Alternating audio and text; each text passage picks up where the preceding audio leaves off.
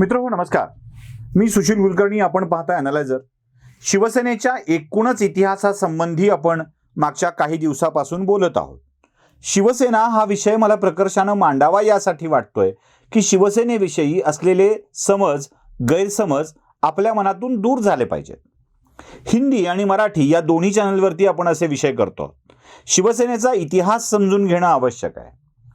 शिवसेना आता जे दावे करते आहे ते यापूर्वी ती कशी वागत होती, शिवसेनेचा स्वभाव धर्म काय आहे हे देखील समजून घेणं आवश्यक आहे. शिवसेनेचे अलीकडच्या काळातील सगळे विषय आपण तपासून बघितलेले आहेत. अगदी मागच्या काळात सुद्धा बनातवालांच्या सोबत शिवसेना कशी गेली होती हे देखील आपण तपासून बघितलेलं आहे. आता जरा शिवसेनेच्या स्थापनेपासून अलीकडच्या काळापर्यंत शिवसेनेचं काय काय झालेलं आहे, शिवसेनेसोबत काय काय गोष्टी घडलेल्या आहेत आणि शिवसेनेनं काय काय केलेलं आहे हे तपासलं पाहिजे. आज शिवसेना लोकशाहीबाबत खूप बोलते आहे. लोकशाही किती महत्त्वाची आहे, तिची जपणूक कशी करायला हवी, फेडरल स्ट्रक्चर कसं सांभाळायला हवं याबाबत शिवसेना खूप जोर लावून आता बोलते आहे. ईडी, सीबीआय, इन्कम टॅक्स या केंद्रीय यंत्रणांचा दुरुपयोग होतो आहे, गैरवापर होतो आहे अशी टीका देखील सातत्यानं शिवसेनेकडून होते आहे. महाराष्ट्राचे मुख्यमंत्री राजभवनात गेल्यावरती टोमणे मारून आम्ही राजभवनात नेहमी येत नसतो असंही बोलतायत. पण याच शिवसेनेनं लोकशाहीची मागणी केल्यावरती काय केलंय हे जरा तपासून बघणं आवश्यक आहे. साल आहे 1967चं. या काळामध्ये बाळासाहेबांच्या सोबत मनोहर जोशी, सुधीर जोशी, प्रमोद नवलकर आदी मंडळी काम करायची. शिवसेनेच्या इतिहासामध्ये एक नाव मात्र जाणीवपूर्वक समोर येऊ दिलं जात नाही आणि ते नाव म्हणजे बळवंत मंत्री. मुंबईतल्या शिवसैनिकांना बळवंत मंत्री हे नाव चांगलं ठाऊक असेल. बळवंत मंत्री हे शिवसेनेच्या आरंभाच्या काळातले नंबर 2चे नेते होते. म्हणजे नंबर 1चे बाळासाहेब होते, नंबर 2चे बळवंत मंत्री होते. बळवंत मंत्रींना असं वाटायचं की शिवसेनेमध्ये लोकशाही असली पाहिजे, कार्यकर्त्यांच्या भावनांचा आदर केला पाहिजे, त्यावरून ठरवलं पाहिजे कोण कोणत्या पदावर असेल ते असलं पाहिजे. आणि यासाठी बळवंत मंत्रींनी रानडे रोडवर असलेल्या एका शाळेच्या जवळ वनमाळी सभागृह आहे, त्या वनमाळी सभागृहामध्ये सभा घेण्याचं ठरवलं. बळवंत मंत्री शिवसेनेत लोकशाही असावी यासाठी वनमाळी सभागृहामध्ये सभा घेत आहेत याची माहिती कळल्याबरोबर मातोश्रीवरून एक फौज आली आणि त्या फौजेनी बळवंत मंत्री यांचे अक्षरशः कपडे फाडले. कपडे फाडून भागलं नाही, रानडे रस्ता ते मार्मिकचं त्या काळातलं कार्यालय इथपर्यंत अक्षरशः बळवंत मंत्री यांची धिंड काढण्यात आली. मार्मिकच्या कार्यालयात बाळासाहेबांच्या पायावर बळवंत मंत्रींना घालण्यात आलं, क्षमा याचना वगैरे झाली, प्रसाद देऊन झाला आणि मग त्यांची मुक्तता झाली. त्या दिवशी एक मेसेज सेनेनं आपल्या शिवसैनिकांच्या मध्ये आणि शिवसेनेच्या नेत्यांच्या मध्ये दिलेला होता, तो म्हणजे या पक्षात लोकशाही कधीच चालणार नाही. आता याच शिवसेनेनं लोकशाहीचा आदर राखण्याची भाषा करावी याबद्दल जरासं आश्चर्य वाटतं. सुरुवातीला मी म्हटलं मराठी माणूस केंद्रीभूत मानून शिवसेना स्थापन झाली.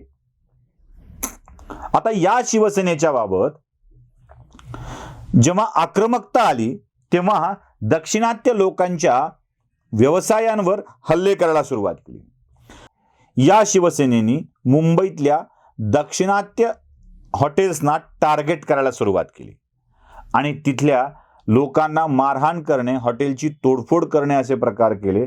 या प्रकारात 32 जण जखमी झाले होते. 32 जण जखमी झाले होते. जरा पुढे जाऊया. 11 मार्च 1968 साली मुंबईतल्या 17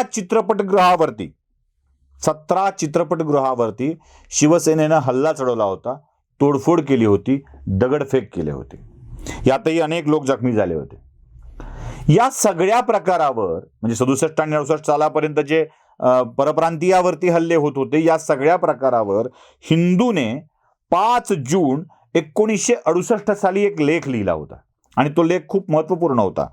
त्यात उल्लेख असा आहे, म्हणजे हा लेख आणि उल्लेख तुम्हाला मुद्दाम जाणीवपूर्वक सांगतोय यासाठी, त्यात लिहिलं असं होतं, शिवसेना हा पक्ष प्रोटेक्शन मनीच्या नावाखाली अक्षरशः खंडणी वसुली करतो आहे. जे खंडणी वसुली हे शब्द आले की जरा आपण थोडंसं विस्फारतो म्हणून तुम्हाला मी सांगितलं.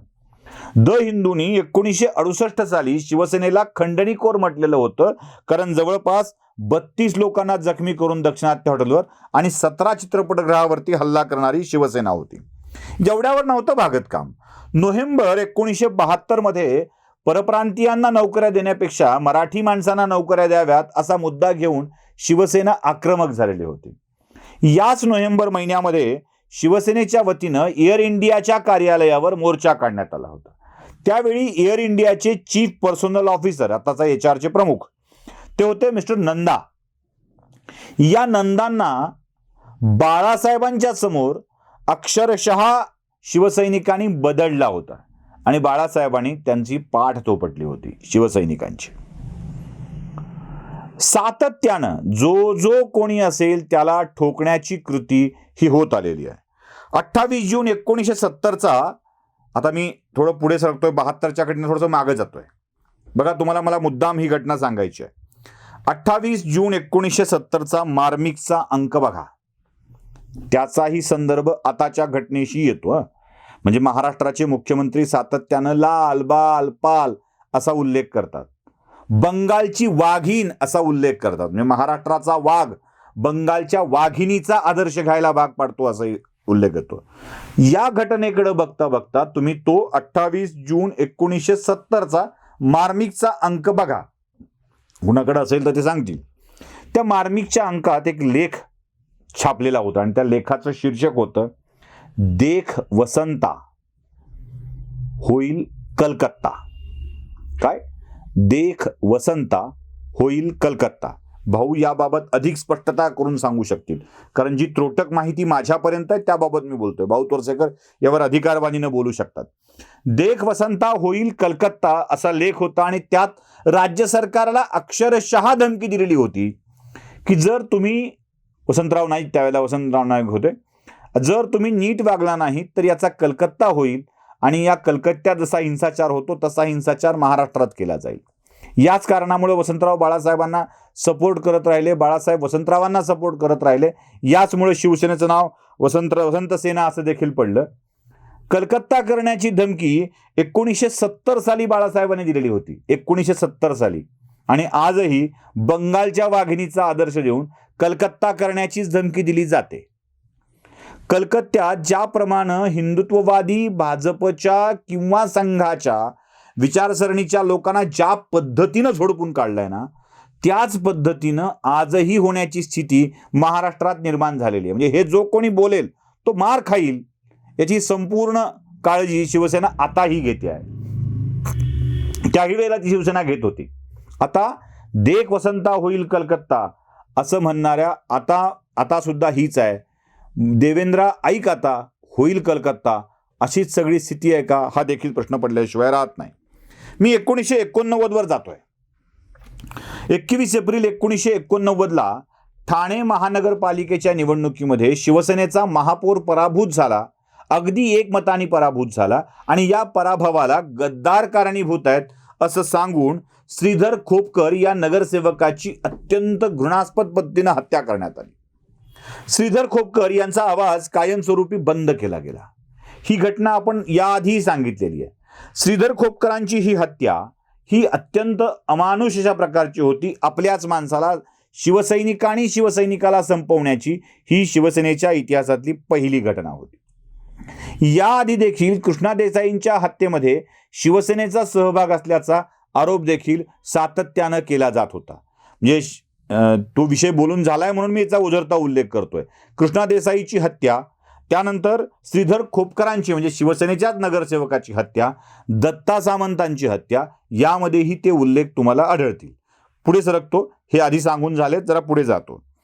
1993 म्हणजे आता अलीकडच्या काळामध्ये आपण आलो. 1993 मध्ये एक हत्या झाली होती रमेश मोरे नावाच्या व्यक्तीची.